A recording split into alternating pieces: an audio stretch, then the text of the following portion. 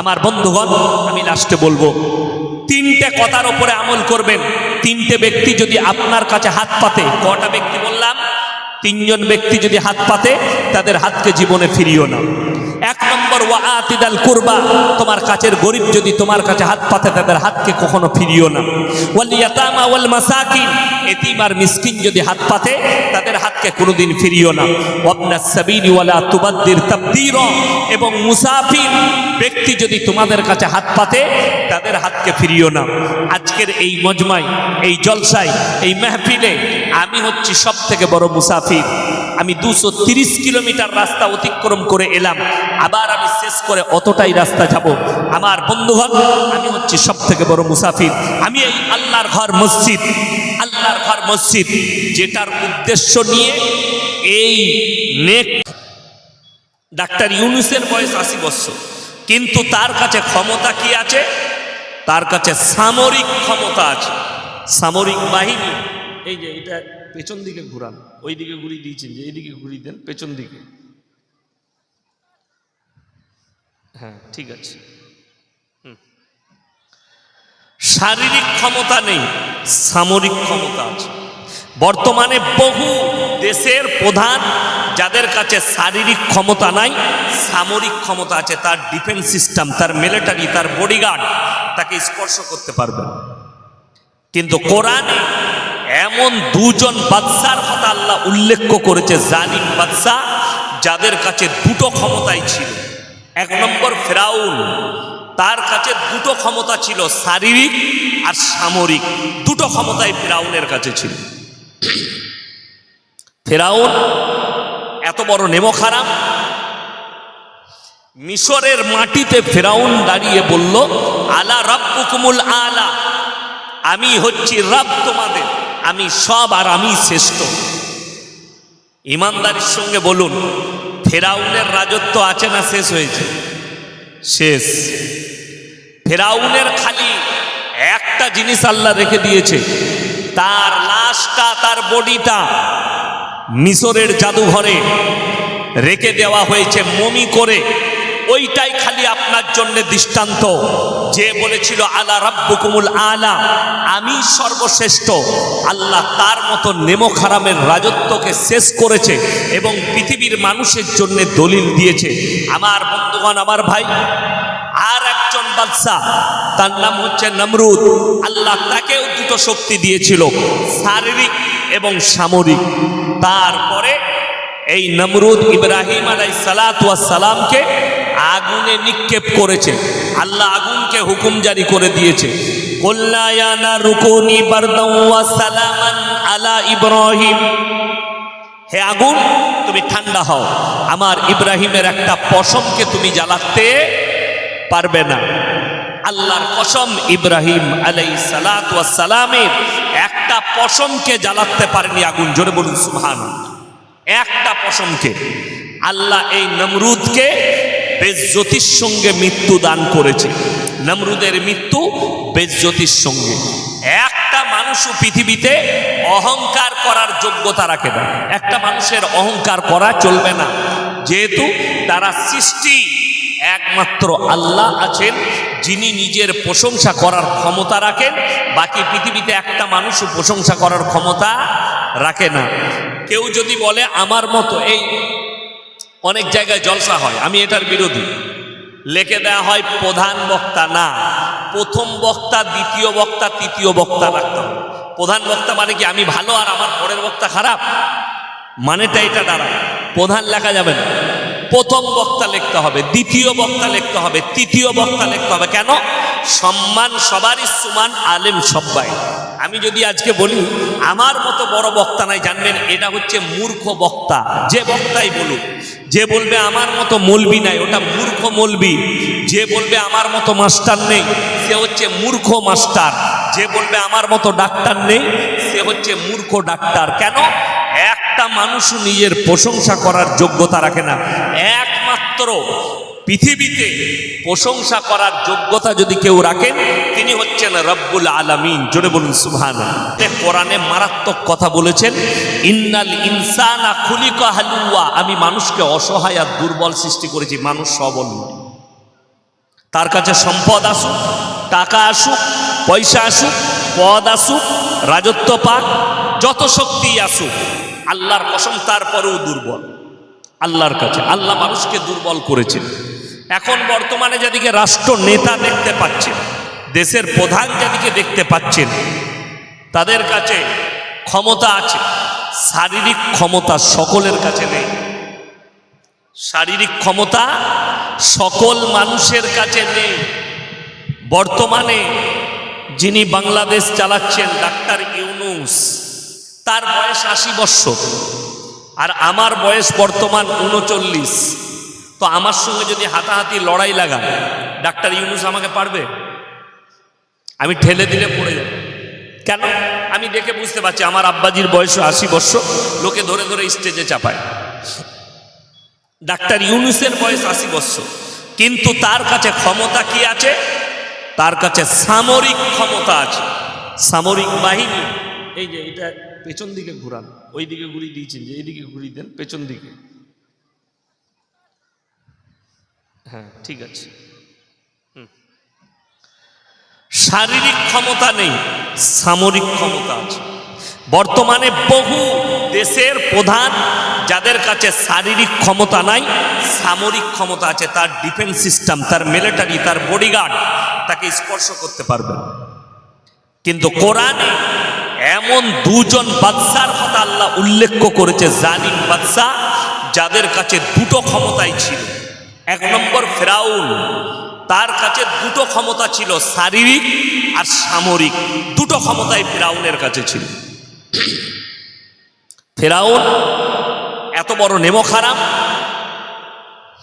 মিশরের মাটিতে ফেরাউন দাঁড়িয়ে বলল, আলা রাব্বুকুমুল আলা, আমি হচ্ছি রব তোমাদের, আমি সব আর আমি শ্রেষ্ঠ।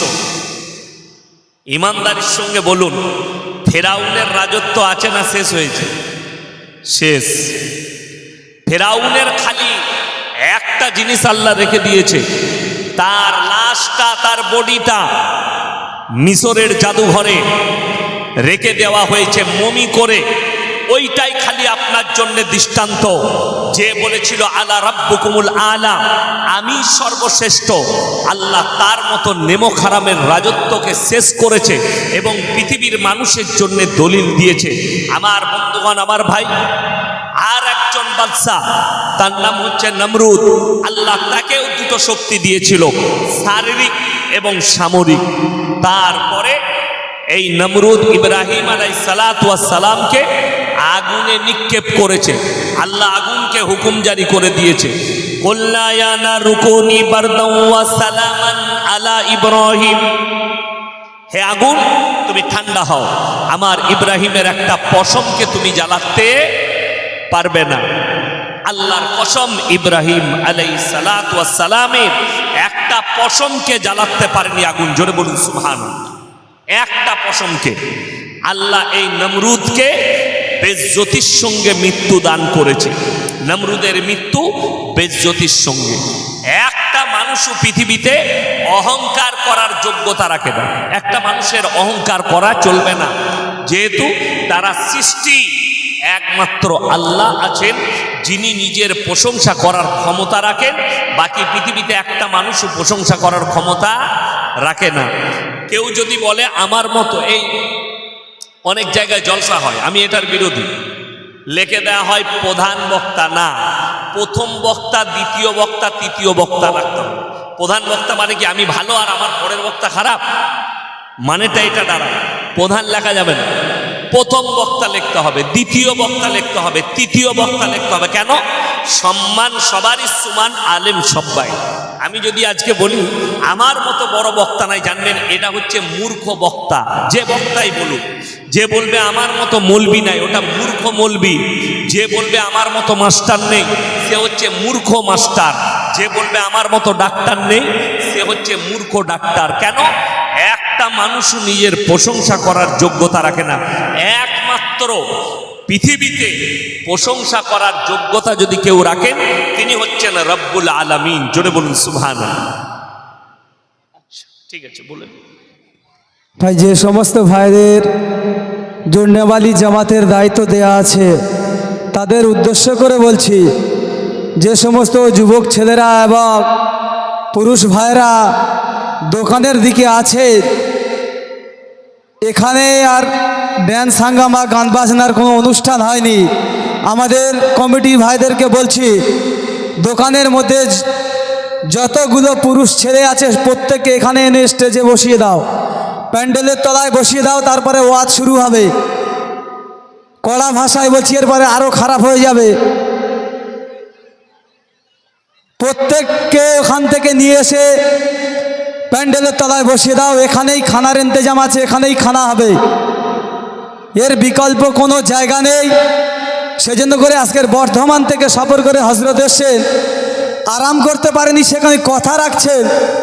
তারপরে আমরা এত বেয়াদবির সাথে বেয়াদবের মতো যেখানে সেখানে ঘুরে বেড়াচ্ছি। প্রত্যেককে বলছি, দোকানের থেকে ওদিক থেকে আমাদের জুন্নেওয়ালি জামাতের সাথীদেরকে প্রত্যেককে এসে এখানে প্যান্ডেলের তলায় বসিয়ে দাও। হজরতকে রেখে আমি কথা বলছি, বেয়াদবি হচ্ছে, তবুও বলছি একজন না যেন ওখানে কোনো পুরুষ ছেলে ওখানে থাকে।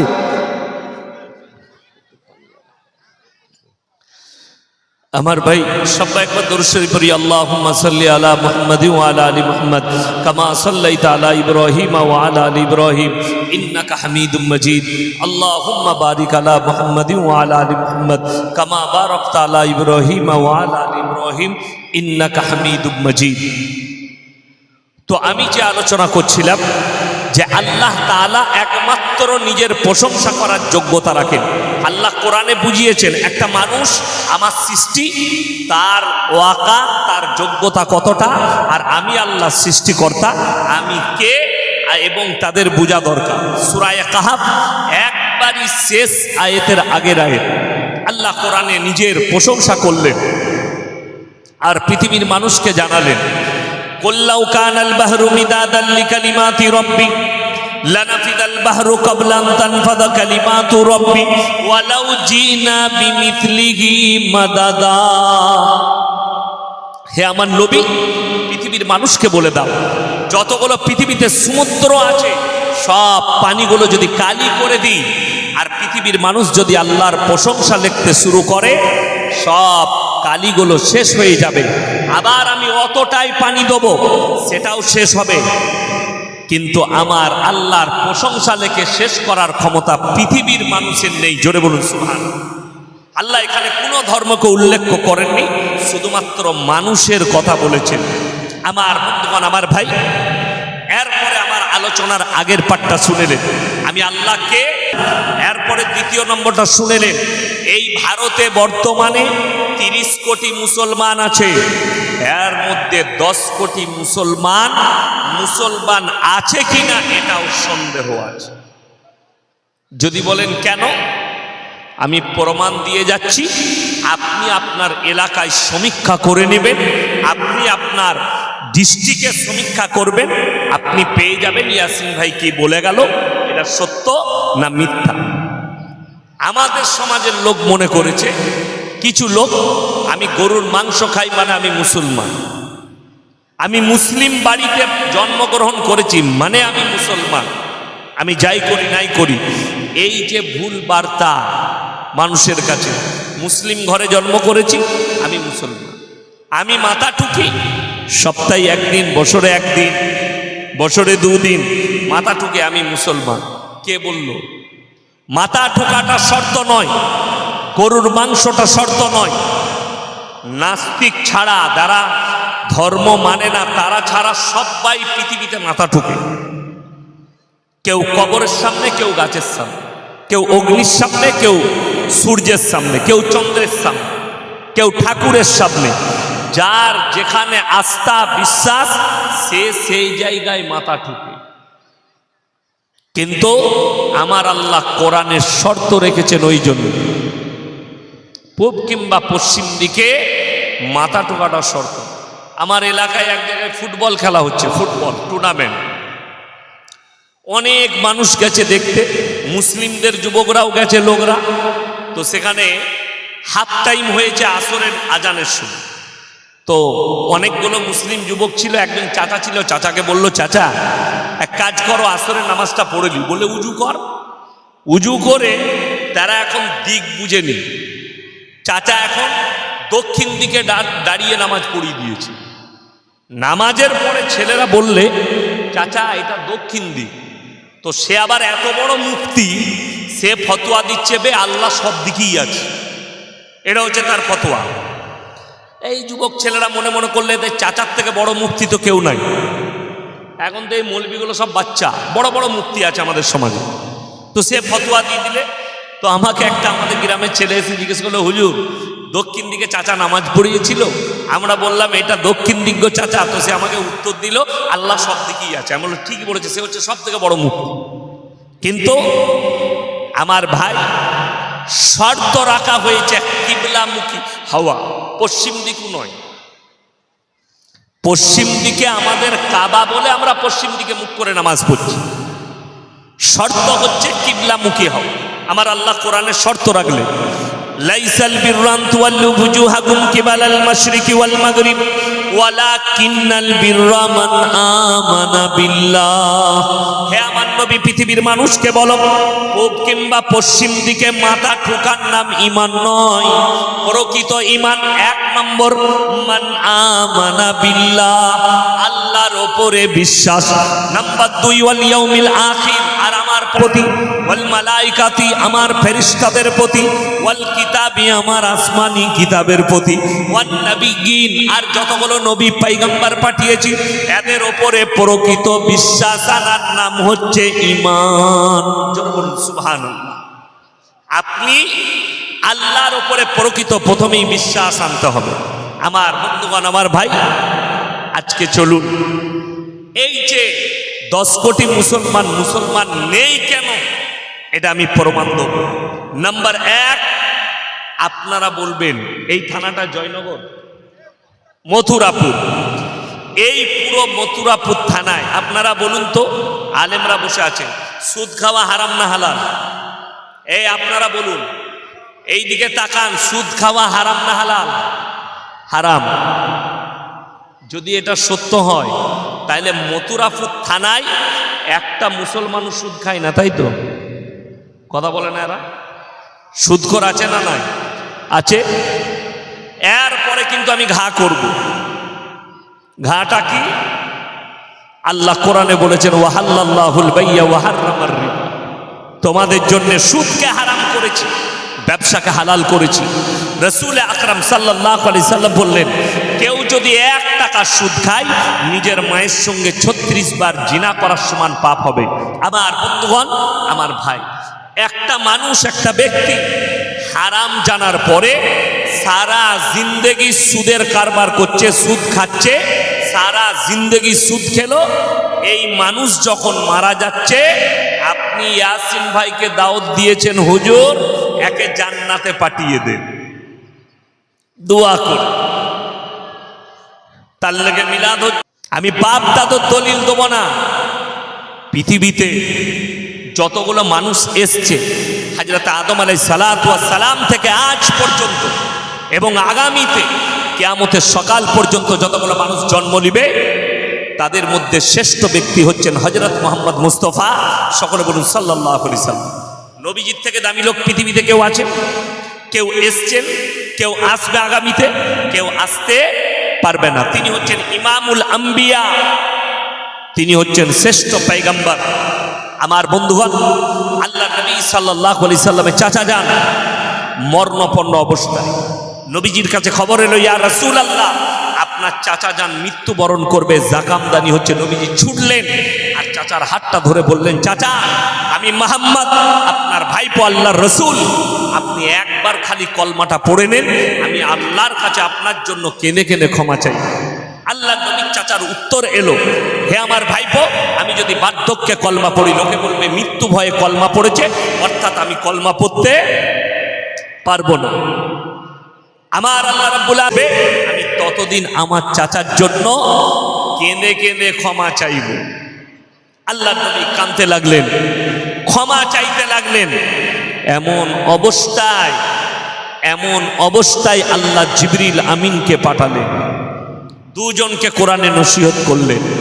মা কানা লিন নবিয়্যি ওয়াল্লাযীনা আমানু আইয়াস্তাগফিরু লিল মুশরিকিন ওয়ালাউ কানু উলি কুরবা। হে আমার নবী এবং মুমিন, তোমরা দুজন শোনো, যারা মুশরিক হয়ে মারা গেছে, বেঈমান কাফের হয়ে মারা গেছে, তাদের জন্য দোয়া করতে পাবে না যদিও তারা তোমাদের নিকটতম আত্মীয় হয়। সুদ যদি হারাম হয় আর সুদ খেলে আল্লাহর সঙ্গে যুদ্ধ ঘোষণা হবে, এই কাজ যে করবে, আচ্ছা সেই লোক মুমিন থাকতে পারে? কথা বলে না? যে লোক আল্লাহর সঙ্গে যুদ্ধ ঘোষণা করছে এই লোক কিন্তু মুমিন নয়। তাহলে আপনি ভেবে দেখুন, এই ব্যক্তি যদি মুমিন না হয় তাহলে তার লেগে আপনি দোয়া করছেন কোনভাবে? আল্লাহ তো নবীজিকে নিষেধ করলেন চাচার জন্য দোয়া চাইতে পাবে না, মারা গেছে। যাদের মনে ভাবনা আছে, চিন্তা আছে, এই মৌলবি এসে বয়ান করলে, এই হুজুর এসে বয়ান করলে মনে হয় লোক হিদায়েত পাবে। মূর্খ সে, জানে না, কোরআন হাদিসের জ্ঞান নেই। পৃথিবীর কাবা ঘরের ইমামকে নিয়ে এসে বয়ান করালেও আমার আল্লাহ না চাইলে হিদায়েত পাবে না। আল্লাহ হিদায়েত না দিলে হিদায়েত পাবে না। তার মারাত্মক দলিল, নবীজি নিজের চাচাকে কলমা পড়াতে পারেননি। শুধু তাই নয়, এক নম্বর, যাদের মনের ধারণা আমার সন্তান, আমার বাপ, আমার পরিবার পাপের সাগরে ডুবে থাকবে, মরে যাওয়ার পরে আমি মুমিন ব্যক্তি, আমি দোয়া করে তাকে জান্নাতে দেব, আমার মলবি আছে দোয়া করবে, তাদেরকে অনুরোধ করে বলে যাচ্ছি। আমি একটা দলিল দিলাম। দ্বিতীয় নম্বরটা, পৃথিবীতে এমন কোনো ব্যক্তি নেই, আপনি দাঁড়িয়ে থাকবেন নদীর কিনারায়, পুকুরের ধারে, যদি কারো সন্তান পানিতে পড়ে যায়, সে কি করবে? দাঁড়িয়ে থাকবে না ঝাঁপ দেবে? ঝাঁপ দেবে। তার পিতৃস্নেহ, সে ঝাঁপ দিয়ে দেবে। পৃথিবীতে এমন একজন পয়গম্বর নবী, যিনি নিজের চোখে নিজের সন্তানের মৃত্যু তাণ্ডব দেখেছেন, তার নাম হচ্ছে হযরতে নূহ নবী। নিজের চোখে মৃত্যু তাণ্ডব দেখেছেন হযরতে নূহ নবী। আল্লাহর কাছে হাত তুললেন তার সন্তান কিনানের জন্য। আল্লাহ, লা আসিমাল ইয়াউমা মিন আমরিল্লাহ, ওগো আল্লাহ, এটা আমার ওরসজাত পুত্র। রওয়ায়েতে আছে, পৃথিবীর বুকে আজকে তারিখ পর্যন্ত, আজকে 25 তারিখ, যেদিন থেকে দুনিয়া শুরু হয়েছে আজকে তারিখ পর্যন্ত অত বড় বন্যা, অত বড় প্রলয় ঘটেনি পৃথিবীতে আল্লাহ নূহ নবীর জামানায়। মুফাসসিরিনরা লিখছেন যে সমুদ্রের পানিকে 1200 থেকে 1250 ফুট করে তোলা হয়েছে। গোটা পৃথিবী ডুবে গেছে, তার কম, তার সন্তান ডুবে মারা যাচ্ছে। নূহ নবী আল্লাহর কাছে হাত তুললেন, ওগো আল্লাহ, এটা আমার ওরসজাত পুত্র। আল্লাহ ধমক দিলেন, লামিনাল খাসিরিন, আত্মা, যা আমাকে মানেনি, আমার নবীকে মানেনি, আমার দ্বীনকে মানেনি, তার জন্য তুমি আমার কাছে হাত তুলতে পাবে না, দোয়া করতে পাবে না। তুমি যদি আরেকবার দোয়া করো, তোমাকেও আমি ক্ষতিগ্রস্তদের মধ্যে ফেলে দেব। নূহ নবীর হাত নেমে গেছে। আমার বন্ধুগণ, আমার ভাই, কিয়ামতের আলামতের মধ্যে একটা মারাত্মক আলামত, সেটা হচ্ছে দাজ্জালের আত্মপ্রকাশ পাবে। দাজ্জাল আসবে না? আসবে না? আচ্ছা বলুন তো, দাজ্জাল মাতুরাপুর থানায় আসবে দাওয়াত দিতে যে তোমরা কলমা পড়ো, আমাকে বিশ্বাস করো? দাজ্জাল কি আসবে 24 পরগনায়? দাজ্জাল কি আসবে? দাজ্জালের সৈন্য কিরকম হবে, তার লস্কর কেমন হবে? আপনার জানা নেই? রাসূল সাল্লাল্লাহু আলাইহি সাল্লামের হাদিস, দাজ্জাল আসার পূর্বে তার সৈন্য তৈরি হয়ে যাবে। তার সৈন্য, আল্লাহ রাসূল ইশারা করলেন, দাজ্জাল আসার সময় হলে তোমরা বুঝতে পারবে। তার প্রথম আলামত হচ্ছে যখন মুমিনদের কাছে, মুসলমানের কাছে হারাম জিনিসগুলো হালাল হতে শুরু হয়ে যাবে। আজকে বড় কষ্ট লাগে, আপনি আপনার ইমামের পেছনে ইক্তাদাইতু বিহাযাল ইমাম করেন, অথচ আপনি ইমামকে জিজ্ঞেস করলেন না যে হুজুর সুদ খাওয়াটা কি? আপনার এলাকা, আপনার, আমাকে বাদ দেন, ইয়াসিন আপনার কাছে খারাপ মৌলবি, আপনার পছন্দ মতো একটা আলেমকে জিজ্ঞেস করুন, যাকে আপনি ভালোবাসেন, যাকে আপনার পছন্দ, সেরকম মৌলবিকে, তাতে সে যে তবকার মৌলবি হোক, দেওবন্দি, বেরেলি, ফুরফুরা, আজানগাছি, যে জায়গারই মৌলবি হোক, তাকে আপনি জিজ্ঞেস করুন যে ভাই আপনি আলেম, একবার বলুন সুদ খাওয়াটা কি? প্রত্যেকজন একটাই কথা বলবে, আল্লাহ হারাম করেছে, ব্যবসাকে হালাল করেছে। এইটা জানার পরে যে মুসলমান সুদ খাচ্ছে বড় দুঃখ লাগে। একটা মৌলবীকে প্রশ্ন করা খুব সহজ, ইমামকে প্রশ্ন করা খুব সহজ। গ্রামের মুসল্লি সমাজের লোক আমাদেরকে প্রশ্ন করে, হুজুর সুদখোরের বাড়িতে খাওয়া যাবে? বলে না, সুদখোরের বাড়িতে খাওয়া যাবে? আমাকে প্রশ্ন করছো সুদখোরের বাড়িতে খাওয়া যাবে? তুমি যদি বাপের বেটা হও, এই গোটা পশ্চিম বাংলা একটা বাপের বেটা মসজিদের সেক্রেটারি কেউ আছে যে মেম্বারে দাঁড়িয়ে বলতে পারবে আমার মসজিদের ইমাম যারা সুদখোর হবে তারা ইমামকে পালা দিও না, যারা লটারির ব্যবসা করবে তারা ইমামকে পালা দিও না? এরকম বাপের বেটা একটা আমি সেক্রেটারি একটা মসজিদে দেখতে চাই যে মেম্বারে দাঁড়িয়ে বলবে, ইমামকে দিয়ে বলবে সুদের বায়ান করুন, আর এই কমিটি সকালবেলায় ইমামকে তাড়িয়ে দিবে সুদখোরদের চাপে, গাঁজাখোরদের চাপে, মাতালদের চাপে, লটারিওয়ালার চাপে ইমামকে তাড়িয়ে দেবে। দলিল আছে আমার কাছে, প্রমাণ আছে। আমি বীরভূম ডিস্ট্রিক্টে জলসা করতে গেছি, ইমামের কামরায় শুয়েছি, জায়গার নাম বলবো না, রেকর্ডিং হচ্ছে। ইমাম সাহেব কি বললো জানেন দুঃখ করে? হুজুর আপনাকে দাওয়াত দিয়েছে, ঠিক আছে, সুদ সম্পর্কে বলবেন। আমি খালি জুম্মায় সুদটা হারাম বলে বায়ান করেছি, রাত্রে 12টার পরে আমার দরজায় ঠুকেছে, বলছে হুজুর পানি পড়া লাগবে।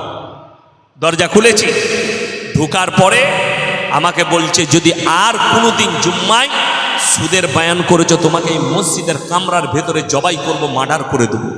এরা কোনো হিন্দুরা নয়, মুসলিম ছেলেরা গিয়ে তাকে করেছে, থ্রেট দিয়েছে ইমামকে। এরপর সেই ইমামকে গ্রামের মানুষ মসজিদ কমিটি প্রশ্ন করে, হুজুর সুদখোরের বাড়িতে খাওয়া যাবে? বড় কষ্ট লাগে, দুঃখ লাগে, বেদনা লাগে। কোনোদিন কোনো মসজিদ কমিটি এটা এলান করতে পারলো না, গ্রামে যারা সুদখোর আছো তারা ইমামকে পালি দিও না। গ্রামে যারা মদের ব্যবসা করো, আপনারা বলুন মদ খাওয়া হারাম না হালাল? কথা বলে না, হারাম। আপনার এই মথুরাপুর থানায় আমি প্রমাণ দেবো, আমি জয়নগর থানায় প্রমাণ দেবো, আমি 24 পরগনায় প্রমাণ দেবো, দক্ষিণ উত্তরে মুসলমান মদ খাচ্ছে, মদ বিক্রিও করছে মুসলমান। এটা আমি প্রমাণ দেবো গোটা পশ্চিম বাংলা জুড়ে, শুধু আপনাদের জেলা নয়, আমার বর্তমানেও প্রমাণ দেবো। চাপে আমি রোজ হাই রোডে যাতায়াত করি, জানেন একটা অমুসলিম ভাই আপনার ধর্মকে আপনার থেকে বেশি রেসপেক্ট করে, যদিও সে কলমা পড়েনি, তারপরও আপনার ধর্মকে রেসপেক্ট করে। আমি প্রমাণ পেয়েছি, এই কলকাতা থেকে 3টে জাতীয় সড়ক বের হয়েছে ভারতের, কলকাতা টু দিল্লি রোড, যেটা আমার বাড়ির ওপর দিয়ে গেছে আসানসোল ধানবাদ হয়ে একবারই দিল্লি চলে যাচ্ছে কানপুর হয়ে। নাম্বার 2 বোম্বে রোড, যেটা আপনার হাওড়া জেলা থেকে মেদিনীপুরকে কভার করে চলে যাচ্ছে খড়গপুর হয়ে Mumbai road. Number 3 Dalkhola Bakkhali Dalkhola road, যেটা বকখালি থেকে ডালখোলা যাচ্ছে, ডালখোলা থেকে আসাম। এই 3টে রোড মারাত্মক কলকাতা থেকে বার হয়েছে পশ্চিম বাংলা থেকে।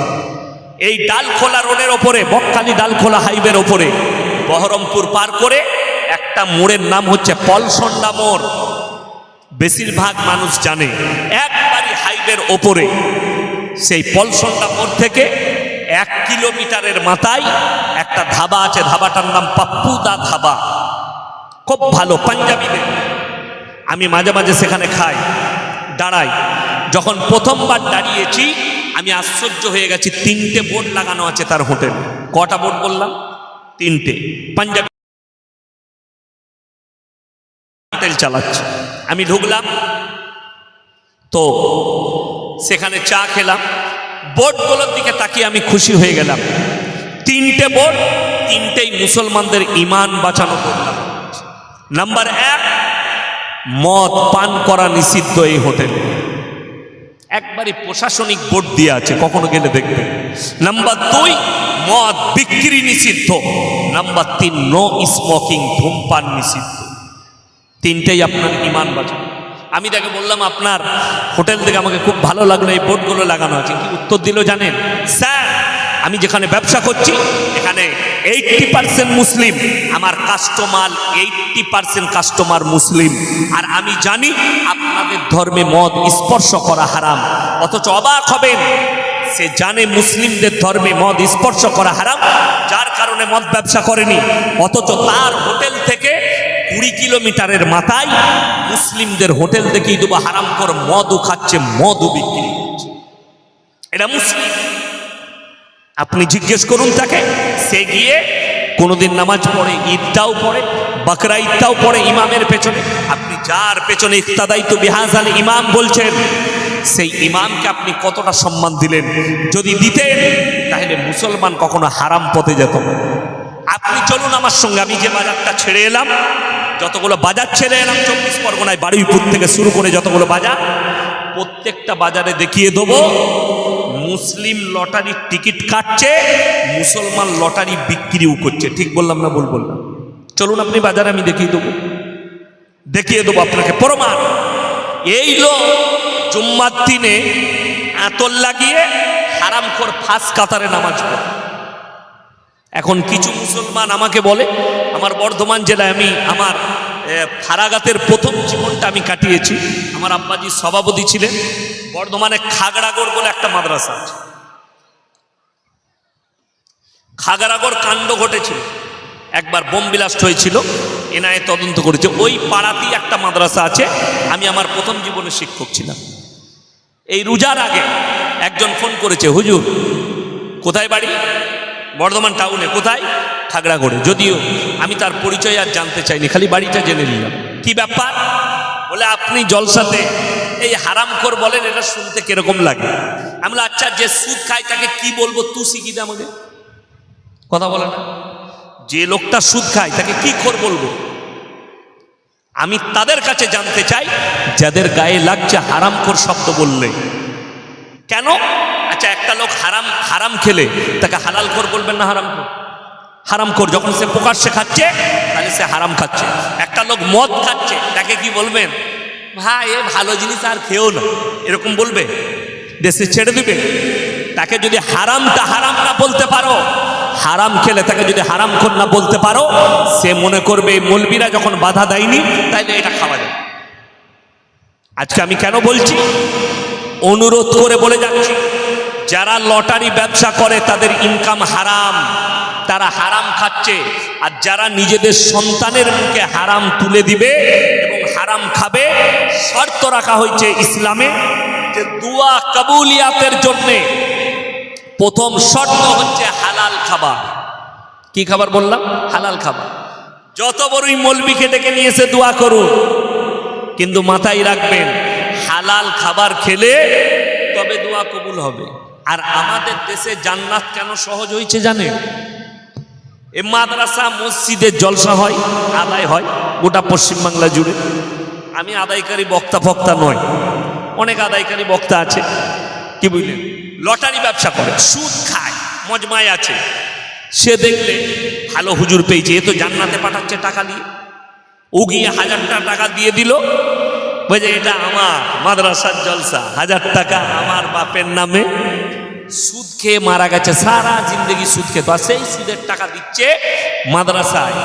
আর আমরা মৌলবীরা আমরা দোয়া করছি, আহারে বান্দারে কোথায় বসেছিল, আর ছিল কি না ছিল, 1000 দিল, দিয়ে তাকে জান্নাতে ঢুকিয়ে ছেড়ে দিল। যা বুঝে করে জান্নাতে চলে গেল। কেন? সে লোক সুদ খায়, গাঁজা খায়, মদ খায়, মদের ব্যবসা করে, সুদের ব্যবসা করে। জান্নাত এত সস্তা কি করে হয়ে গেল? বলে হ্যাঁ, জলসা হলেই জান্নাত সস্তা। আমাদের দেশে জলসাতে জান্নাত সস্তা, কি বুঝলেন? আমরা বলি না আল্লাহ সকলকে তুমি জান্নাতুল ফিরদৌস দান করো, আল্লাহ সবাইকে কবুল করো। সুদখোরকে কি করে কবুল করবে? সে হারাম তো বিরিয়ানি খাবার লেগে জলসায় বসেছে। কথাটা বুঝতে পারেননি? সে বিরিয়ানি খাওয়াবে বলে জলসায় এসে বসে গেছে। আমার কথা খুব গায়ে লাগে, আমাকে সবাই দাওয়াত দেয় না, জানি না কি করে দাওয়াত দিয়ে দিয়েছে, আমাকে ভালোবেসে, ওই জন্য আমাকে সবাই দাওয়াত দেয় না। গাল দেয়, ফেসবুকে গাল দাও না, অসুবিধা কিচ্ছু নেই। আল্লাহ রসুলকে গালি দিয়েছে, আর আমরা মৌলবীরা গালি খাবো না মানে পড়ে আছে? গালি দাও, আমি আমার মৃত্যুকাল পর্যন্ত আমার জায়গা থেকে আমি সরব না, চ্যালেঞ্জ। আর যদি মনে হয় ইয়াসিন সাহেব সুদকে কেন হারাম বললো, তোমার যদি বাপের বেটা কোনো মৌলবি থাকে, তোমার জানা মতে থাকে, স্টেজে নিয়ে আসুন, আমি আছি এখনো। খালি হালালটা বলে দিয়ে চলে যাবে, সে কত বড় বাপের বেটা মৌলবি থাকে আমি দেখে নেব। নিয়ে আসুন, ক্যামেরা চলছে, রেকর্ডিং হবে, তার সঙ্গে যুদ্ধ হবে এখানে, আমার গর্দন চলে যাবে আল্লাহর কসম। কোনো বাপের বেটা আপনি আমাকে এক চর মারতে পারেন, সুদকে হালাল করতে পারবেন। এই মৌলবীদের বাপের ক্ষমতা নাই যে এরা হালাল বলে দেয়, হালাল বলার ক্ষমতা কারণ নেই। আপনি প্রকাশ্যে সুদ খাচ্ছেন, লটারিকে হালাল বলে দেখ একজন মাইকটা নিয়ে আমার কাছে দাঁড়িয়ে, তার চেহারাটা রেকর্ডিং হবে, বলে দেখ। আমি বলে যাচ্ছি, মানুষ সেই মৌলবীকে ঘৃণা করবে। আমার মতো আলেম আমি যদি প্রতিবাদ না করি আমাকে ঘৃণা করবে। আমি কেন মেলার প্রতিবাদ করলাম? আপনাদের মধ্যেই এমন কিছু সাথী ভাই থাকবে, তারা পেছনে গীবত করবে। এই মৌলবীদের চোখের সামনে অন্যায় হচ্ছে, এরা প্রতিবাদ করে না, এরা খালি টাকার লেগে জলসা করতেছে। আর আমি বলে যাচ্ছি, আমি টাকার লেগে জলসা করি। আমি কেন? আমি 12টার পরে কোথাও জলসা করতে চাই। আমাকে যারা দাওয়াত দেয় 12টায় লাস্ট টাইম। কেন? আমি মাদ্রাসার ক্লাস করি, আমি আমার আব্বার মাদ্রাসার শিক্ষক, আমাকে গিয়ে ক্লাস ধরতে হবে।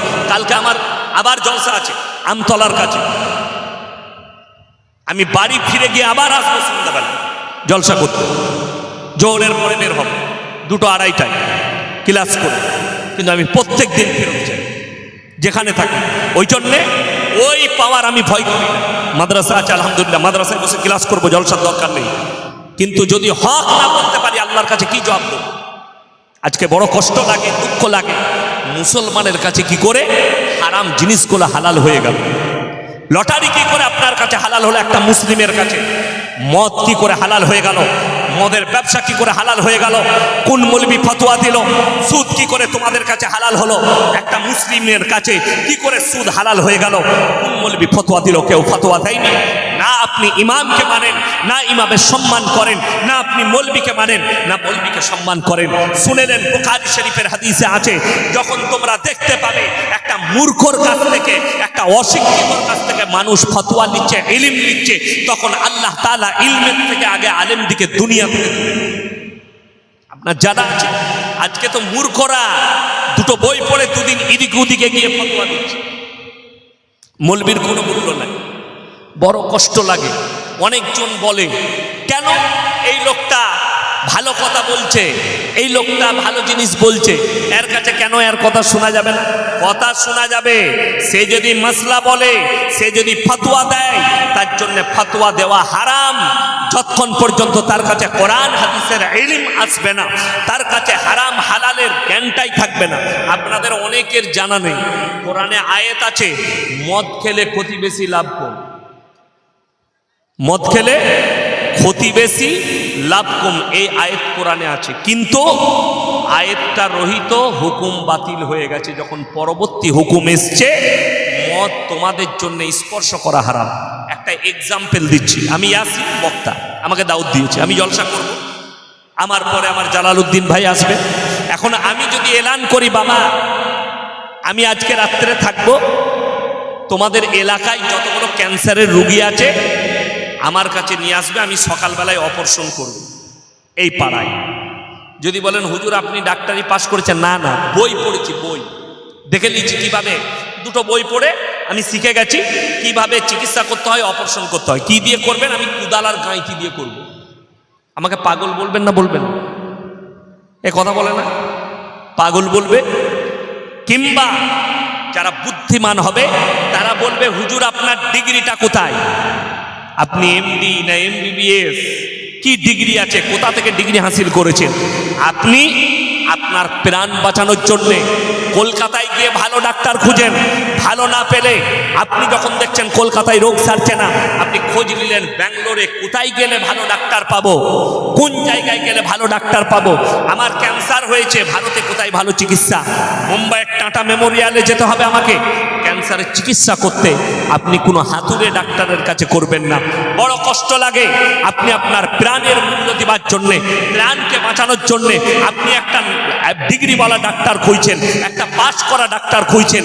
আর আপনি যার কাছ থেকে ইলম নেবেন, যার কাছ থেকে কোরআন হাদিস জানবেন, যার কাছ থেকে মাসলা মাসাইল জানবেন, আপনি খোঁজ নেবেন না এই মালটা মাদ্রাসায় গেছে কিনা, এর কাছে কোরআন হাদিসের জ্ঞান আছে কিনা। দুটো বই পড়ে ফতোয়া দেয়া গেলে এই মাদ্রাসাগুলোয় তালা পড়তো, ঘরে ঘরে বই চলে যেত।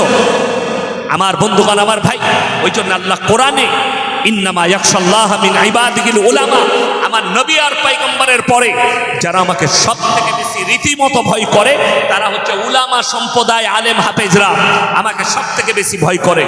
আমার বন্ধুগণ, আপনাকে অনুরোধ করে যাচ্ছি, আজকে দেখুন প্রত্যেকটা মুসলমান নরনারীর জন্য দিনী শিক্ষা অর্জন করা কি কথা বলে না এরা ফরজ। আমি চ্যালেঞ্জ ছুড়ে বললাম, পুরো মাথুরাপুর থানায় যদি সমীক্ষা করা হয় 100টা মুসলমানের মধ্যে 80 জনের কাছে দিনী শিক্ষা নাই। ঠিক বললাম না ভুল বললাম? 80 জনের কাছে। যদি বলেন কতটা ইলম হাসিল করা ফরজ, মৌলবি হতে হবে না, মুহাদ্দিস হতে হবে না, মুকাররির হতে হবে না, মুফাসসির হতে হবে না, হাফেজ আলেম হতে হবে না, অতটা ইলম হাসিল করা ফরজ যতটা করলে হারাম হালাল জানতে পারবে, দিন বদ্দিন জানতে পারবে, শিরক বিদআত জানতে পারবে, কুফরি জানতে পারবে। বেঈমান কাফের ইহুদি নাসারারা আপনার উপরে যে জালটা ছুড়ছে, এই জালটা যেন আপনি আপনার ইলমের দ্বারা দেখতেন, ওই ইলমের দ্বারা। আজকে মুসলমান তো হারাম হালালই জানে না, তার বিচার করার ক্ষমতা মুসলমানের নেই। কেন? তার কাছে দিনী শিক্ষা নেই। আমার বর্ধমান ডিস্ট্রিক্টের ছেলে এবং বীরভূমের ছেলেরা পাথর আর বালির গাড়ি চালায়। আমার বর্ধমান থেকে প্রত্যেক দিন কয়েক হাজার বালির গাড়ি 24 পরগনা কলকাতায় ঢুকছে, কয়েক হাজার বালির গাড়ি। বর্ধমানের ছেলে মুসলিমদের বালির গাড়ি চালায়, গাড়ি লোড করেছে, হাইওয়ের ওপরে উঠেছে, হোটেলে দাঁড় করিয়ে হোটেলে ঢুকিয়ে বলছে, ভাই এক বোতল মদ দে। মদ খাওয়া হয়ে গেল, এরপর বলছে মুরগির মাংস আর রুটি নিয়ে। সে হোটেলের কর্মচারী বেচারা মুরগির মাংস আর রুটি এনেছে, তখন তাকে জিজ্ঞেস করছে, ভাই মুরগিটা জবাই না কাটা? আমরা হারামখোরকে জুতো করে পিটা। আচ্ছা, যে লোক মদ খেলো তার আর ওটা জিজ্ঞেস করে লাভ আছে? কথা বলে না? যে লোকটা প্রথমে মদ খাচ্ছে তার আর কাটাকুটা দেখে লাভ আছে? এই হচ্ছে মুসলমানের অবস্থা। কেন এই হাল?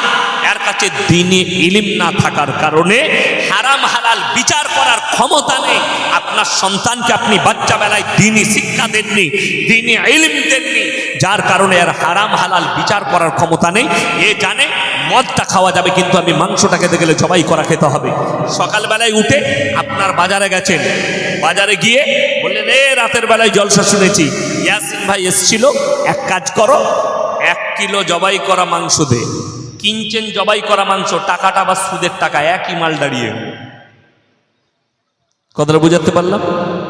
একই মাল দাঁড়িয়ে গেল, মালটা হালাল, টাকাটা হারাম, আপনার খাবারটা রিজটা হারাম। অনেকজন মনে মনে করে এই লটারি হারাম কেন? সকলে বলুন ভাগ্যের মালিককে। এই জোরে বলুন ভাগ্যের মালিককে? আল্লাহ। ভাগ্যের মালিক যদি আল্লাহ হয়, একটা মুসলমান একটা কাগজের নম্বর লেখা আছে, নম্বর অক্ষর 820, 850, 4300, 4200, 4100। একটা মুসলমান এত নেমখারাম আছে, লটারির দোকানে গিয়ে বলছে 4-এর ঘরটা আমার লাকি নম্বর, ওইটা দে, ওইটা দিলে আমার পড়বে। এই আকীদা আর এই বিশ্বাসটাই তোমার ঈমানকে ধ্বংস করে দিবে। কেন? ভাগ্যের মালিক আল্লাহ, তুমি একটা কাগজের টুকরো, একটা নম্বরকে নিজের ভাগ্য মনে করেছো, ওইটার দ্বারা তোমার ভাগ্য মনে করেছো। এই নম্বরকে ভাগ্য করা এর থেকে বড় শিরকের কাজ আর কিছু নেই। ওইটাকে ভাগ্য পরিবর্তনের ধারণ ভাবা যে এইটাই আমার ভাগ্য পরিবর্তন হবে। 1 কোটি পড়লে, 10 লাখ পড়লে, 2 লাখ পড়লে এই নম্বর আমার, এবং এই টাকাটা সম্পূর্ণ হারাম। এবং জেনে রেখে দিবেন আমার বন্ধুগণ, আজকে মুসলমান ধীরে ধীরে নিজের ঈমান হারাচ্ছে। এই আলেম উলামা এরা মোবাইলে যখন দেখছে আর পৃথিবীর অবস্থা দেখছে, সমাজের হাল দেখছে, তখন ইনারা বুঝতে পারছেন কিয়ামত কত কাছে, কিয়ামতের আলামতগুলো কত তাড়াতাড়ি ফুটে উঠছে আমাদের চোখের সামনে। উলামারা বুঝতে পারছেন, বুজুর্গানে দ্বীনরা বুঝতে পারছেন। আপনি অনুভব করতে পারবেন না যে কিয়ামতের আলামত কত তাড়াতাড়ি ফুটে উঠছে, আপনার অনুভব করার মতো ক্ষমতা নেই। ওই জন্য আমার বন্ধুগণ, আমার ভাই, আপনাদেরকে অনুরোধ করছি, হারামটাকে হারাম ভাবুন, হালালটাকে হালাল ভাবুন। যদি হালালটাকে হালাল ভাবেন আর হারামটাকে হারাম ভাবেন, আর রুজির মালিক আল্লাহ, এটা যারা ভাববে আল্লাহ তাদের রুজি মাপবেন। রুজির মালিক সকলে বলুন কে? আল্লাহ। আপনি ভেবে দেখুন, আমাদের সমাজে সব থেকে কম বেতন কার? ইমাম সাহেব। আচ্ছা বলুন তো, ইমাম সাহেব দিকে 4,000, 5,000, 6,000 টাকা বেতন দেয়, তাই না? 4,000, 5,000, 6,000 টাকা বেতন। এরপর বলুন, ইমানদারির সঙ্গে আপনার এলাকায় প্রত্যেকটা ইমাম লটারির টিকিট কাটে তো? কথা বলে না? কাটবে না কেন? এরপর রসুলের হাদিস শুনে নেন, যারা আল্লাহর রাস্তায় দিনের পথে থাকবে আল্লাহ মৃত্যুকাল পর্যন্ত তাদেরকে ইজ্জতের রুজি দান করবেন। জোরে বলুন সুবহানাল্লাহ। যারা আল্লাহর রাস্তায় দিনের পথে, একটা আলেম রুজির মালিক আল্লাহকে ভেবে ইখলাসের সঙ্গে আপনার মসজিদে কাজ করছে, আপনার মসজিদে ইমামতি করছে, 6,000 টাকা বেতনে, 7,000 বেতনে, রুজির মালিক আল্লাহকে ভেবে। আর একটা যুবক মুসলমান টোটো চালায়, প্রত্যেক দিন তার 700 টাকা 800 টাকা ইনকাম, মাসে সে 20-22 হাজার টাকা ইনকাম করছে, তারপরেও তাকে লটারির টিকিট কাটতে হচ্ছে, বলছে বরকত নেই। আজকে বেঈমান কাফেররা কামিয়াবি লাভ করেছে, আমরা নাকাম। মাদ্রাসার মেহনত চলছে, জলসার মেহনত, পাড়ায় পাড়ায় জলসা, গ্রামে গ্রামে জলসা, দাওয়াত ও তাবলীগের মেহনত চলছে, মক্তবের মেহনত চলছে, আলেম উলামাদের এত মেহনত, তারপরও আমরা কামিয়াবি লাভ করি নাই। বেঈমান কাফেররা আছে। যদি আমাদের মেহনত কামিয়াবি হতো তাইলে আজকে ঘরে ঘরে সুদ ঢুকতো না। আশা করি আপনাদের এলাকায় বন্ধন লোন, গ্রুপ লোন নেই, কথা বলে না? আছে। আপনি ভেবে দেখুন, কয়টা মৌলবি, কয়টা ইমামের বউ, তারা নিজেদের শরীর বার করে, ইজ্জতকে বেচে দিয়ে বিলীন করে, তারা অফিসারদের সামনে গিয়ে কয়টা মৌলবির বউ যে 5,000 বেতন পায়, 3,000 বেতন পায়, কয়টা ইমামের স্ত্রী তারা গিয়ে গ্রুপ লোন আর বন্ধন লোন করেছে, একটাও খুঁজে পাবেন না। দুঃখের বিষয়, বেদনার বিষয়, আপনি 20,000 রোজগার করেন, আপনি 15,000 রোজগার করেন, অথচ আপনার স্ত্রী আপনি তাকে বার করে দিয়েছেন, যা গ্রুপ লোন লাও আর বন্ধন লোন নাও। আমার বাড়িতে প্রতি মাসে একটা বয়স্ক মহিলা আছে, আর আমার গিন্নিকে বলে, 200 টাকা দাও, 300 টাকা দাও, আমার গিন্নি দিয়ে দেয়। তো আমার সন্দেহ জাগে, আমাকে বলে অমুক দাদি এসছিল, পয়সা দিলাম। আমি হিসেব করলাম প্রতি মাসে এই তারিখেই আসে। আমি খোঁজ লাগালাম ওদের পাড়ায়, দেখতো ওয়ার লোনের সুদ মিটাবার তারিখ কোনটা, ঠিক দেখছি তারপরের দিন, যেদিনে আসে তারপরের দিন। এরপরে আমি আমার স্ত্রীকে বললাম, যেদিনে আসবে আমাকে বলবে, আমি দেবো, তুমি দাও। এলো, পরের মাসে ওই তারিখেই এসছে। কি ব্যাপার দাদি? বাবা 300 টাকা দাও। কি করবে? ওষুধ কিনবে। আমি বললাম 1000 টাকা লাগুক, ওষুধের কাগজটা আমাকে দাও, ওষুধটা আমি কিনে এনে। আমার বন্ধুর নার্সিংহোম আছে, নাসির ভাই, তাকে দেবো, আমি হাত দামে পাবো, আর প্রতি মাসে তোমাকে কিনে দেবো ওষুধটা, কাগজটা দাও। কাগজটা আনিনি, পরের বারে দেবো। আমি বললাম পরের বারেই তোমাকে ওষুধটা কিনে দেবো, এবারে তুমি অন্য জায়গায় যাবে। আমি বললাম শোনো, আমাদের ঘাম ঝরানো হালাল পয়সা, এই টাকা নিয়ে গিয়ে তুমি সুদ মিটাবে? এই ধরনের হাজারো মুসলিম নারী তারা এই চক্রান্তে ফেসে গেছে। এটা বেঈমান কাফেরদের একটা বড় চক্রান্ত। এদের ইজ্জতকে নষ্ট করে দাও, এদিকে বেপরদা করে দাও, আর এদের ঘরে ঘরে সুদ ঢুকিয়ে দাও। এরা যেন হারামের ওপরে নির্ভরশীল হয়, এরা যেন হালাল পথ আর না বাঁচে। এটা বেঈমান কাফেরদের বড় একটা মেহনত। ভেবে দেখুন, আপনি বলছেন, যারা আজকে বলছে আমাদের সংসার চলবে কি করে, তুমি হিসেব করেছো তোমার 20,000-এর পরও তোমাকে লোন নিতে হচ্ছে, তোমার সংসার চলছে না। তাহলে একটা ইমাম, তুমি তাকে 5,000 বেতন দাও, তার সংসারটা কি করে চলে তুমি একবার হিসেব করেছো? আল্লাহর কসম করে বলছি, আল্লাহ রসুল সাল্লাল্লাহু আলাইহি সাল্লাম হাদিস যে বলেছেন এটা সত্য। আল্লাহর রাস্তায় দিনের পথে থাকলে একমাত্র আল্লাহ মৃত্যুকাল পর্যন্ত তাদেরকে ইজ্জতের রুজি দান করবেন। এই আলেমরা মসজিদে ইমামতি করে, এদের কাছে দাস্তারখান পৌঁছায়, এদের কাছে খানা পৌঁছে যায়। আরে রুজি মানে এটা নয়। কলকাতায় অনেক বড় লোক আছে, কোটি টাকার মালিক, আপনাকে দেখিয়ে দেবো। নিউ টাউনে, ভাঙড়ে, আর কলকাতার বুকে কয়েক কোটি টাকার মালিক রাত 2টোয় বাড়ি ঢুকে মদ খেয়ে সোফার উপরে শুয়ে আন্ডার প্যান্ট পরে, আর বউ শুয়ে আছে কুকুরের সাথে।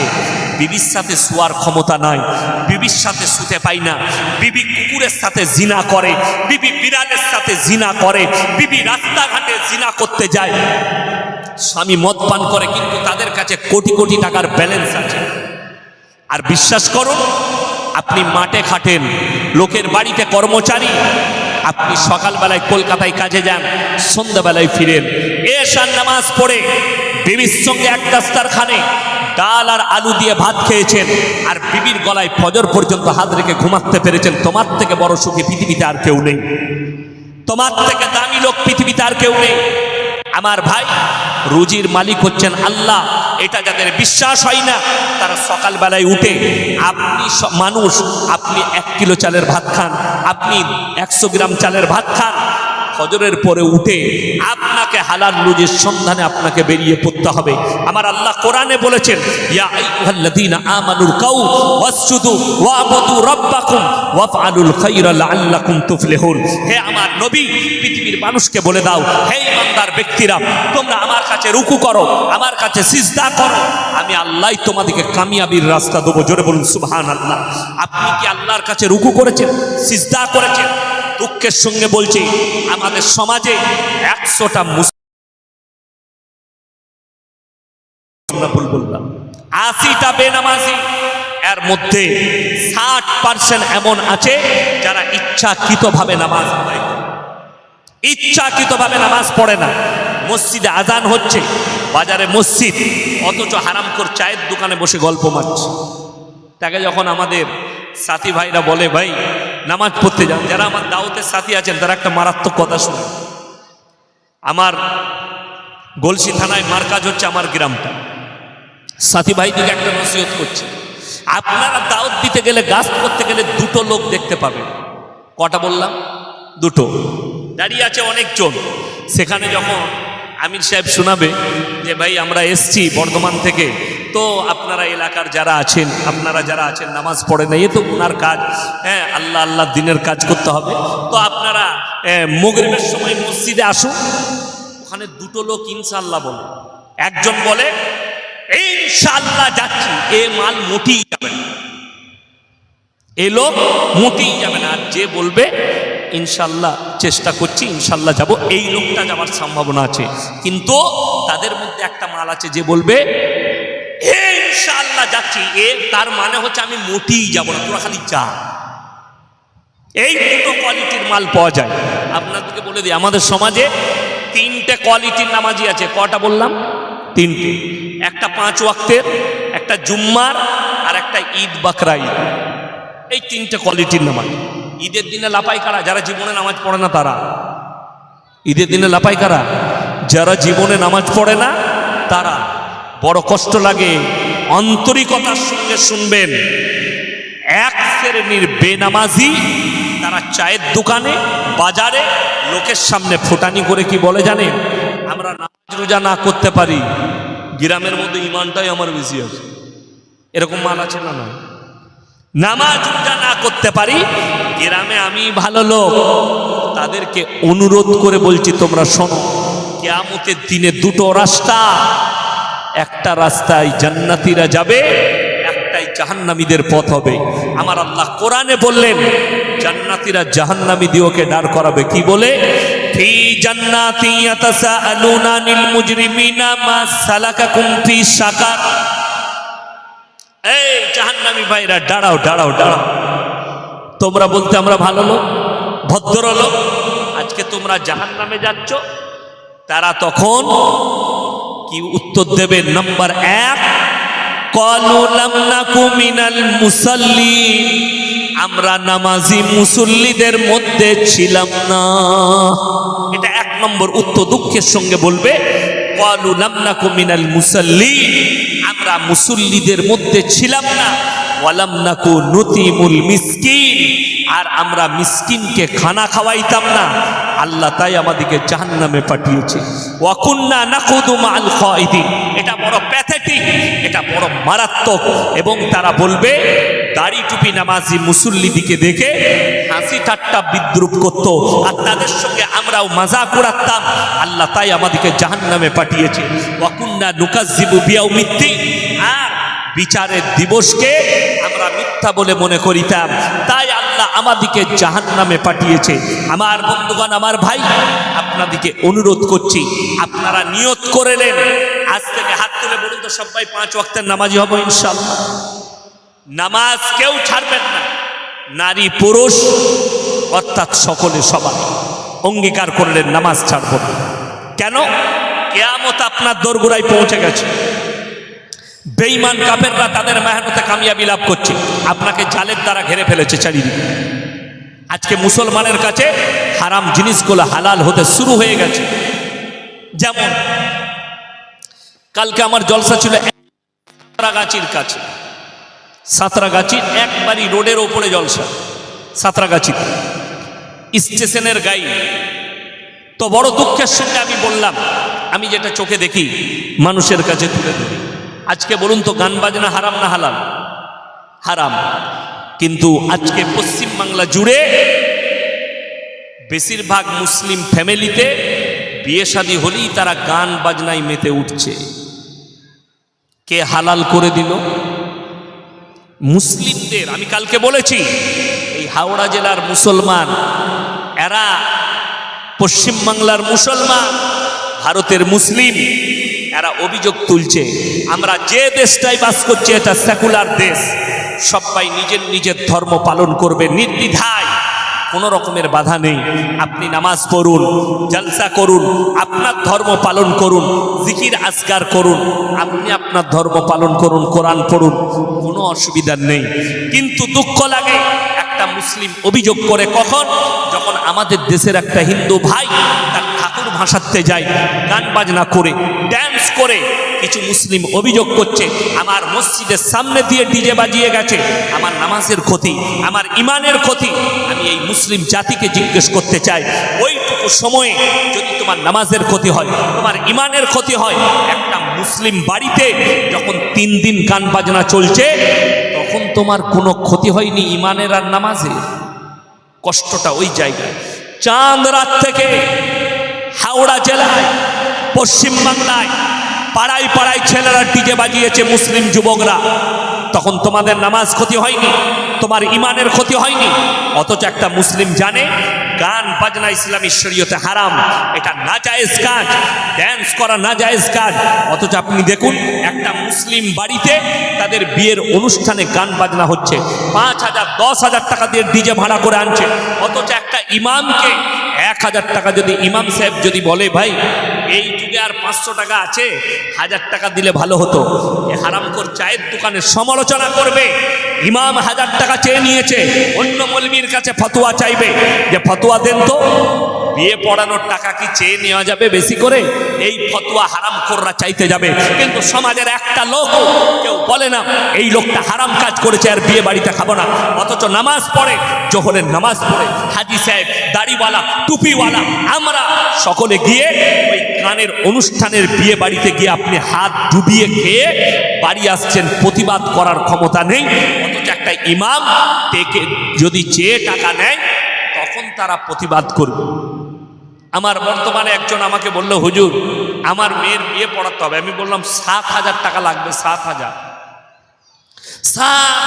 আমি বললাম হ্যাঁ আমি বিয়ে পড়াবো। যে মূর্খ হলে যা হয়, ও মনে মনে করলে তাইলে ইয়াসিন সাহেব যখন বিয়ে পড়াবে বিয়ের ডিজাইন আলাদা টাইপের পড়াবে, এটা ভেবেছে। আমি বললাম ঠিক আছে চলে যাব। তাদের ইমামকে বললাম 2,000 তোমার, 5,000 আমার। ইমাম সাহেব দেখলো নাই মামার থেকে কানা মামা ভালো, আমাকে তো 500 টাকাই দিত, তো হুজুর আমাকে 2,000 দিবে। আর হুজুরের 5,000, আমি গাড়ি নিয়ে যাব।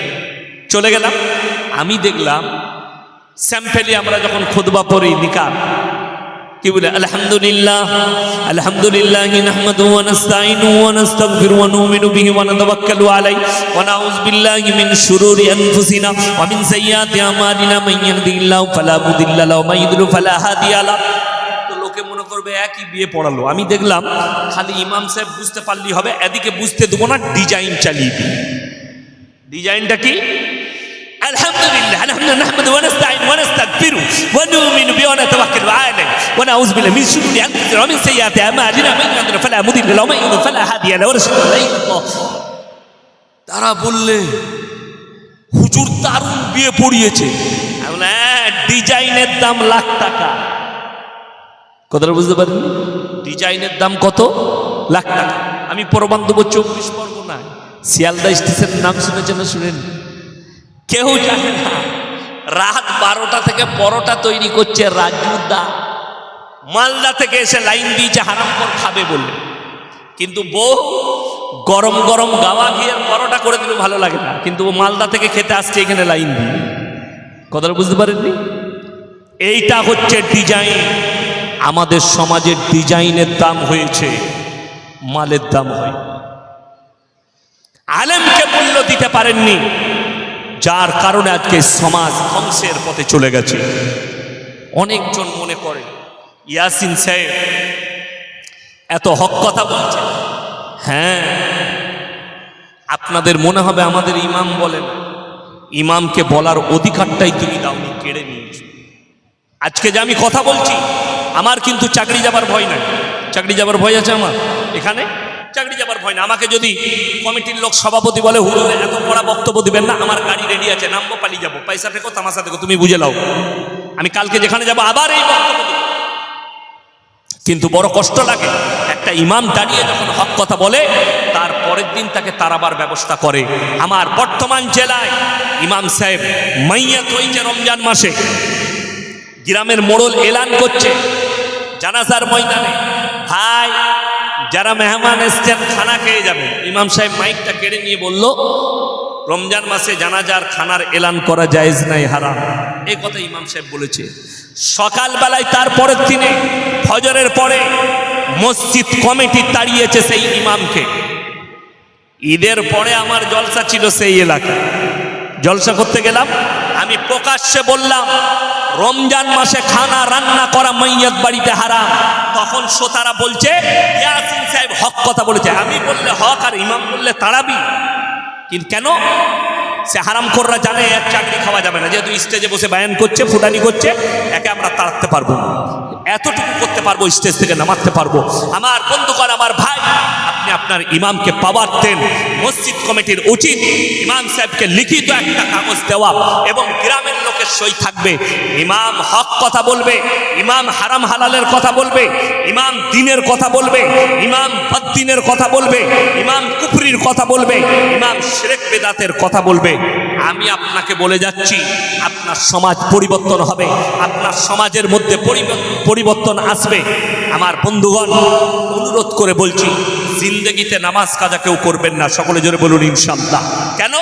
যাদের মনে হচ্ছে নামাজ পড়ে কি ফায়দা, আল্লাহ কোরআনে বলেছেন ইন্নাস সালাতা তানহা আনিল ফাহশাই ওয়াল মুনকার।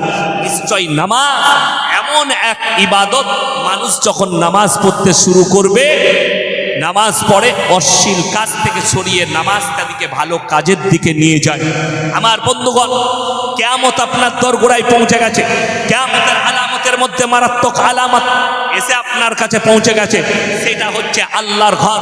মসজিদের ভেতরে যখন দুনিয়াদারির কথা হবে, জানবে কিয়ামত কাছে এসছে। মসজিদের ভেতরে এখন দুনিয়াদারির কথা হতে শুরু হয়েছে। নাম্বার 2, যখন দেখতে পাবে বেপরদাহি বেড়ে গেছে, তখন জানতে পারবে কিয়ামত কাছে এসছে। এখন তো কাপড় আছে, কিন্তু নারীদের শরীর, তারপরেও দেখা যাচ্ছে রাসূলের হাদিস, কিয়ামতের পূর্বে নারীরা কাপড় পরবে, তারপরেও তাদের পুরো শরীর দেখা যাবে। আজকে আমাদের ভারতের মাটিতে, আমি যে দেশে বাস করছি, দুঃখের সঙ্গে বলছি, বেদনার সঙ্গে, একটা মেয়ে, একটা মৌলবীর স্ত্রী, একটা মৌলবীর বিবি, একটা দিনদারের স্ত্রী, একটা দিনদারের বিবি, সে যদি বোরকা পরে তাকে টোল করা হয়, তাকে আদালতে যেতে হয়, বোরকা পরে স্কুলে গেলে কলেজে গেলে তাকে কেস লড়ার জন্য আদালতে যেতে হয়। আর যারা ন্যাংটো ঘুরে বেড়ায় তাদেরকে নাইস বলা হচ্ছে, বিউটিফুল বলা হচ্ছে। বড় কষ্ট লাগে আমাদের সমাজ, আমাদের মুসলিম সমাজেও কিছু লোক আছে তারা এই ফটোগুলো ফেসবুক আর ইউটিউবের ন্যাংটো ফটোগুলো দেখছে, আর সেখানে ক্লিক মারছে, লাভ লাভ চিহ্ন দিচ্ছে, বিউটিফুল দিচ্ছে, সেখানে লাইক দিচ্ছে, সেখানে লাইক করছে। কিন্তু আপনার জানা নেই আমরা পুকুর থাকলে পুকুরে গোসল করি না? আলেমদিকে জিজ্ঞেস করুন, পুকুরের পানি পাক, পুকুরে মানুষ গোসল করে না? পুকুরে গোসল করে, পুকুরে ব্যবহার করে, পুকুরে ইস্তিনজা করে, পুকুরের পানি ব্যবহার করে। পুকুরের জল কেউ খায়? পুকুরের পানি কেউ খায়? খাবেন না আপনি। পুকুরের জল ব্যবহার করবেন কিন্তু খাবেন না। এক্স্যাক্টলি এরকম একটা ন্যাংটো নারীকে আপনি ব্যবহার করবেন কিন্তু স্ত্রী রূপে আপনি গ্রহণ করবেন না, খালি তাকে ব্যবহার করতে চাইবেন। আজকে বলুন, প্রত্যেকটা মুসলমান জানে পর্দা করা ফরজ। নারীদের পর্দা ফরজ না ফরজ নয়? ফরজ। যেদিন থেকে পর্দা ফরজ হয়েছে হাদিসে আছে আল্লাহ রাসূল সাল্লাল্লাহু আলাইহি সাল্লাম এবং সাহাবীর বিবিদের পায়ের নখটা পর্যন্ত তারা পর্দা থেকে বার করেনি। জোরে বলুন সুবহানাল্লাহ। আজকে দেখুন মুসলমানের কাছে তার মায়ের, তার বোনের, আমাদের মায়ের, আমাদের বোনের, আমাদের বিটি, আমাদের স্ত্রীর, এদের ইজ্জত কতটা। অনুরোধ করে বলছি আপনি লক্ষ্য করুন, একটা চকলেট কিনতে যান দোকানে, একটা চকলেটের দাম 1 টাকা। পালস চকলেটের দাম কত বললাম? 1 টাকা। কোনো দোকানদার সে যদি চকলেটগুলো ছিঁড়ে প্লেটের মধ্যে রেখে বিক্রি করে, সেই চকলেট কেউ কিনবে? কেন?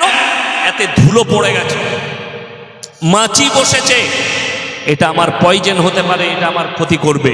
আপনি চকলেটের ইজ্জত বুঝলেন, 1 টাকা চকলেটের ইজ্জত বুঝেছেন, আপনার বিটির ইজ্জত আপনি বুঝলেন না, আপনার মায়ের ইজ্জত আপনি বুঝলেন না, আপনার বোনের ইজ্জত বুঝলেন না। অথচ কোরআনে আছে ওয়াদরিব খুমুরিহিন্না আলা জুনুবিহিন, হে নারী তুমি পর্দা নির্ধারিত করো, তোমরা কোনোদিন ধর্ষিত হবে না, তোমরা কোনোদিন লাঞ্ছিত হবে না। আজকে ভেবে পান না আল্লাহর কাছে নিকৃষ্ট পাপ মারাত্মক 3টে। নাম্বার 1 শিরকের পাপ। আল্লাহর যে ক্ষমতা সেই ক্ষমতা আর কারুর আছে? এই 3টে মারাত্মক পাপ শুনেলেন, তার মধ্যে 3টে পাপ এতবার বেড়েছে। আজকে দেখতে পাচ্ছেন মক্কায় শিরক নেই, মদিনায় শিরক নেই, আরব দুনিয়াতে শিরক নেই, কিন্তু এমন একটা দিন আসবে কিয়ামতের পূর্বে আবার তারা ওই শিরকের মধ্যে ডুবে যাবে। কিয়ামত যখন কাছে চলে আসবে, আমার ভাই, আল্লাহর কাছে নিকৃষ্ট পাপ হচ্ছে শিরকের পাপ। ইন্না শিরকা লাযুলমুন আযীম। আমি আল্লাহ ইচ্ছা করলে সব গুনাহ ক্ষমা করব, কিন্তু কেউ যদি ইচ্ছাকৃতভাবে জিদ করে কেউ যদি শিরকের পাপ করে, সেই পাপ আমি আল্লাহ ক্ষমা করব না। আমার বন্ধুগণ, আমার ভাই, আগে চলুন, শিরকের পাপ কত মারাত্মক এটা গেল। আপনি যদি আল্লাহ ব্যতীত কারো কাছে ভালো মন্দ চান, আল্লাহ ছাড়া কেউ কি যদি ভালো মন্দের মালিক মানা করেন, তাহলে আপনি একবার বাড়িতে গিয়ে মানে কোরআন থাকলে 17 পারা শেষ পৃষ্ঠা শেষ রুকুটা পড়বেন, আপনার ব্রেনটা খুলে যাবে। আপনি আল্লাহ ব্যতীত কেউ কি ভালো মন্দের মালিক আর মনে করবেন না। 17 পারা শেষ পৃষ্ঠা শেষ রুকুর প্রথম আয়াত, ইয়া আইয়ুহান নাসু যুরিবা মাতালুন ফাসতামিউ লা ইন্নাল লাযীনা তাদউনা মিন দুনিল্লাহি লা ইয়াখলুকু দুবাবান ওয়ালা বিজতামাউ লা ওয়া ইয়াসলুবুহুমুদ দুবাবু শাইয়্যান লা ইয়াস্তানকিদুহু মিন। হে আমার নবী বলে দাও পৃথিবীর মানুষকে, তোমরা যাদের কাছে ভালো মন্দ চাও আল্লাহ ছাড়া, তাদেরকে জিজ্ঞেস করো, তারা একটা মাছি পর্যন্ত সৃষ্টি করতে পারে না। মাছি সৃষ্টি অনেক দূরের কথা, মাছি যদি তাদের প্লেট থেকে কোনো জিনিস তুলে নিয়ে যায়, সেটা উদ্ধার করার মতো ক্ষমতা নেই। কেন? তারা হচ্ছে শক্তিহীন, আর আমি আল্লাহ হচ্ছি শক্তিশালী। জোরে বলুন সুবহানাল্লাহ। পৃথিবীর শক্তিশালী। দ্বিতীয় নিকৃষ্ট পাপ, ওয়ালা তাকতুলু আওলাদাকুম খাশিয়াতা ইমলাক নাহনু নারযুকুহুম ওয়া ইয়্যাকুম। তোমরা খাওয়াবার ভয়ে, দরিদ্রতার ভয়ে তোমরা তোমাদের আওলাদকে কতল করো না, গর্বের সন্তানকে কতল করো না। ওয়ালা তাকতুলু আওলাদাকুম খাশিয়াতা ইমলাক। নিকৃষ্ট পাপ। ইমাম বুখারী রাহমাতুল্লাহ আলাইহি বুখারী শরীফের মধ্যে এনেছেন, এই পাপ যারা করবে, পেটের বাচ্চাকে যারা হত্যা করবে, অনেক বাবা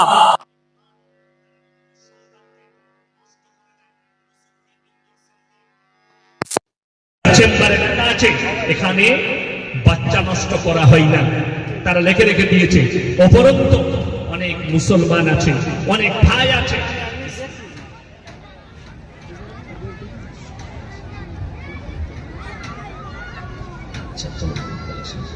ঠিক আমার ভাই আপনাদেরকে অনুরোধ করছি, আপনাদেরকে খুব ভালো করে বুঝবেন। যারা মনে করছেন আমার বাচ্চাটা গলে গেছে, রক্ত পানি হয়ে পেশাবের রাস্তা দিয়ে বেরিয়ে নদ নদী নালায় পৌঁছে গেছে, কেউ জানে না, আমার ইমাম জানে না, আমার পরিবার জানে না, আমার কেউ জানে না, আমি বাচ্চাটাকে ধ্বংস করেছি, নষ্ট করেছি। আল্লাহর কসম করে বলছি, নদ নদী নালা দরিয়া যেখানে পৌঁছাবে পৌঁছাও। আল্লাহ রাসূল সাল্লাল্লাহু আলাইহি সাল্লামকে বেঈমান কাফেররা প্রশ্ন করেছিল, আল্লাহ মানুষ মরে যাওয়ার পরে, মিটে যাওয়ার পরে আল্লাহ পুনরায় কিভাবে জীবিত করবেন? আমার আল্লাহ কোরআনে কসম খেয়েছেন, লা উকসিমু বিয়াউমিল কিয়ামা, আমি কসম খাচ্ছি কিয়ামতের দিনে, ওয়ালা উকসিমু বিন-নাফসিল লাওয়ামা, আর আমি কসম খাচ্ছি ওই সমস্ত আত্মা, আয়াহসাবুল ইনসানু আল্লা নাজমা ইদামা ওয়ালা কাদিরিনা আলা আন নুসাউইয়া বানানা। হে আমার নবী, শুধু মানুষের আকৃতি নয়, আমি এইভাবে পরিপূর্ণ করতে সক্ষম।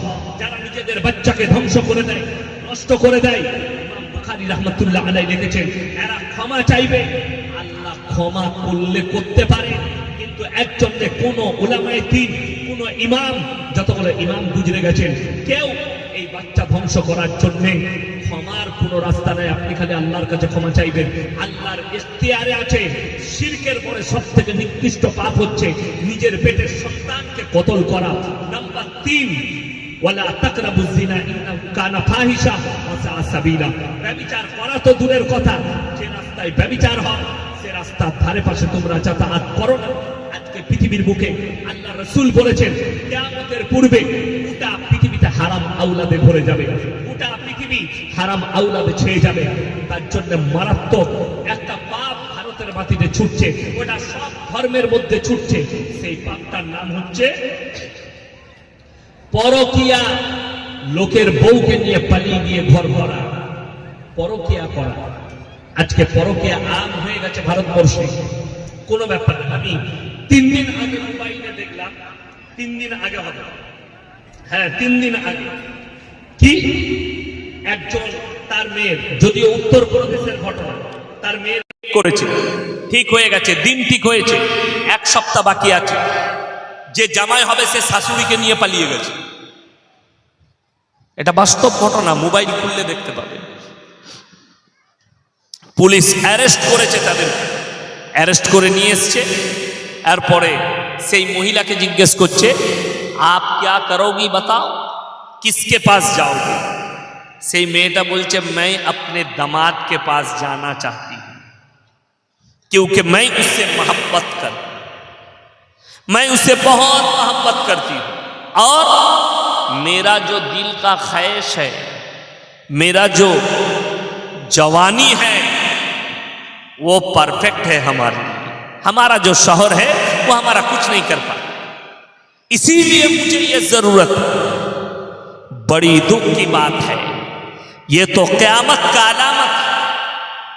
আরো একটা দেখলাম বিহারের ঘটনা, যে লোকটা আছে তার বয়স 54 বছর, তার পাশে কপালে টিকা লাগিয়ে দাঁড়িয়ে আছে একটা ভদ্র মহিলা, তার বয়স হবে 22 বছর।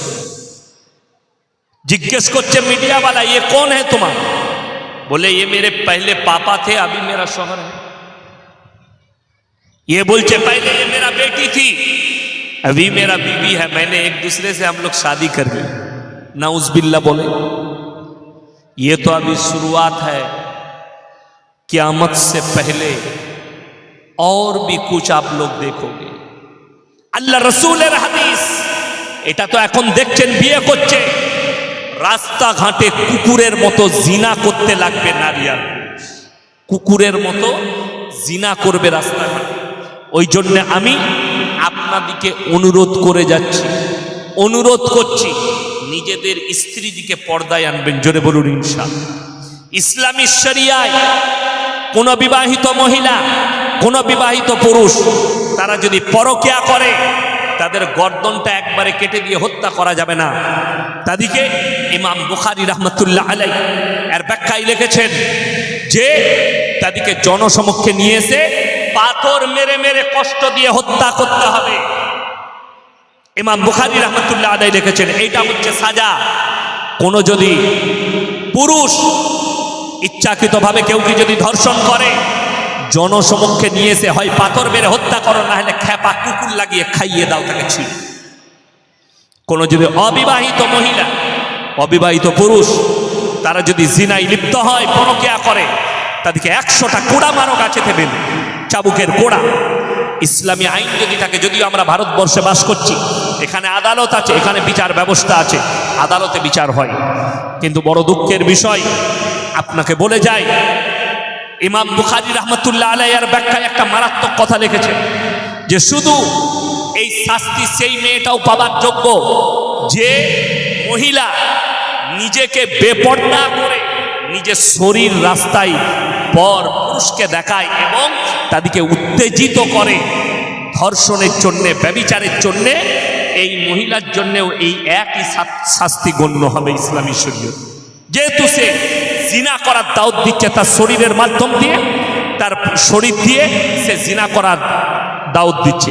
ওই জন্য অনুরোধ করে বলছি, আপনি আপনার বিটিকে শুনেলেন, দাইয়ুস কোনোদিন জান্নাতে প্রবেশ করবে না। দাইয়ুস সে যে নিজের বিটিকে, নিজের বিবিকে, নিজের মা বোনকে রাস্তায় বেপর্দা ভাবে ঘুরায়, যে নিজের স্ত্রীকে পর্দায় আনতে পারে না, এর থেকে বড় দাইয়ুস আর কেউ নয়। আর এ কোনোদিন জান্নাতে প্রবেশ করবে না। আপনি আপনার বিবিকে দাওয়াত দেন, আপনার পরিবারকে দাওয়াত দেন, আপনার স্ত্রীকে দাওয়াত দেন। কেন? জান্নাত পাবার আশায় দাওয়াত দিবেন। দুনিয়াতে সম্মান নয়, আখিরাতের সম্মানের জন্যে। আল্লাহর কসম, আল্লাহ কোরআনে বলেছেন, ইকরা কিতাবাক কাফা বিনাফসিকা আল-ইয়াওমা আলাইকা হাসিবা। প্রত্যেকটা নারী পুরুষের হাতে তাদের আমলনামা দেওয়া হবে, আর আল্লাহ হুকুম দেবেন কিয়ামতের দিনে, তোমরা নিজের মুখে পড়ে শোনাও। আপনাকে নিজের মুখে পড়ে শোনাতে হবে, আপনার পাপগুলো প্রকাশ পাবে। আমার বন্ধুগণ, আমি লাস্টে বলবো, 3টে কথার উপরে আমল করবেন। 3টে ব্যক্তি যদি আপনার কাছে হাত পাতে, কটা ব্যক্তি বললাম? 3 জন ব্যক্তি যদি হাত পাতে, তাদের হাতকে জীবনে ফিরিও না। 1 নম্বর, ওয়া আতিদাল কুরবা, তোমার কাছের গরিব যদি তোমার কাছে হাত পাতে, তাদের হাতকে কখনো ফিরিও না। ওয়াল ইয়াতামা ওয়াল মাসাকিন, এতিম আর মিসকিন যদি হাত পাতে, তাদের হাতকে কোনোদিন ফিরিও না। ওয়াবনাস সাবিলি ওয়ালা তুবাদ্দির তাবদীরা, এবং মুসাফির ব্যক্তি যদি তোমাদের কাছে হাত পাতে, তাদের হাতকে ফিরিও না।